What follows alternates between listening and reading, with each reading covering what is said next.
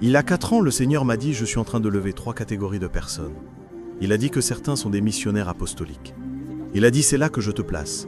Tu voyageras à travers les nations et tu prêcheras l'évangile du royaume. » Il a ajouté « Mais sois conscient que ce que Dieu fait est comme un triangle. » Il a dit « Il y a ceux qui ne seront jamais connus, mais la raison pour laquelle tu seras efficace sur le terrain, c'est parce qu'ils seront efficaces sur l'autel de la prière. » L'église de Colosse réussissait parce qu'un homme nommé Épaphras priait pour elle. Si Épaphras arrêtait de prier, l'église de Colosse mourrait. Le Seigneur a dit donc, pendant que tu voyages, tu dois savoir qu'il y a des intercesseurs qui prient. De la même manière que tu as le fardeau de prendre des nations pour Dieu en voyageant, d'autres ont le fardeau de prendre ces mêmes nations sur leur autel de prière. Et il a dit, fais attention de n'aller que là où je t'envoie, parce que les endroits où je t'envoie sont ceux que les intercesseurs ont déjà conquis dans la prière. Donc nous n'allons pas dans les nations parce qu'une porte s'est ouverte, nous y allons parce que nous sommes envoyés. Car si tu vas là où un intercesseur n'a pas préparé le terrain, tu auras des problèmes. Ce travail est un partenariat, un travail d'équipe dans l'esprit. Le Seigneur m'a aussi dit, ne te lance dans aucun projet tant que je ne te le dis pas.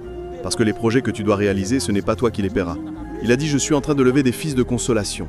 Leur fardeau à eux, c'est de financer le royaume. Donc si je vais dans une nation où Dieu ne m'a pas envoyé, je serai une victime. Ça veut dire que la prière n'a pas couvert cette nation.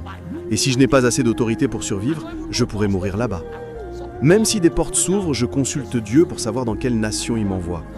J'ai commencé à recevoir des invitations pour l'Amérique depuis 2017. Il y a beaucoup de pays où on a payé le billet d'avion et l'hôtel depuis 2018. Mais je ne suis pas encore parti. Parce que Dieu a dit, va seulement dans les nations où je t'envoie, car ceux qui prient pour ton type d'appel doivent d'abord prendre cette nation dans la prière avant que tu puisses t'y manifester. Le Seigneur m'a aussi dit, ne commence pas un projet avant que je ne te le dise, ne sois pas créatif. Les seuls projets que tu peux exécuter sont ceux que je te donne, parce que quand je te le dis, j'ai déjà parlé aux personnes qui doivent le financer. Car il y a 3 pôles. Il y a ceux qui prient et qui ne seront jamais connus. Il y a ceux qui sont partout et qui parlent pour Dieu.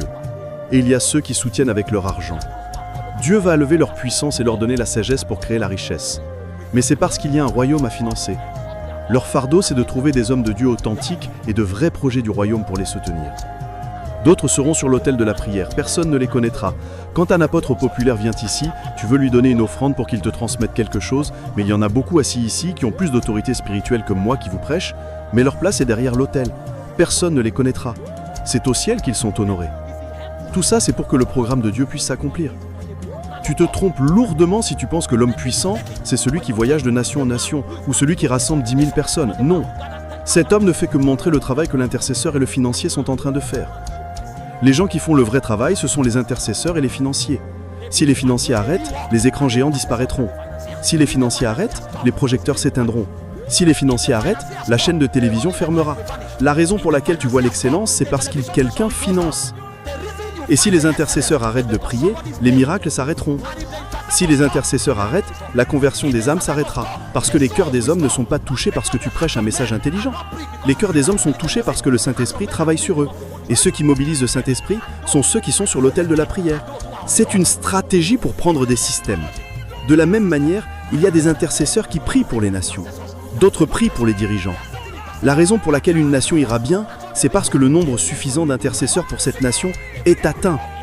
Je vous le dis, le Kenya aura des difficultés jusqu'à ce que le quota d'intercesseurs pour le Kenya soit complet. Peu importe les apôtres qui viennent, ce sont les intercesseurs qui ouvrent le ciel au-dessus d'une nation. L'intercesseur est plus important que l'apôtre. L'intercesseur est plus important que l'évangéliste. Parce que l'efficacité du travail de l'apôtre et de l'évangéliste dépend de l'efficacité du travail de l'intercesseur.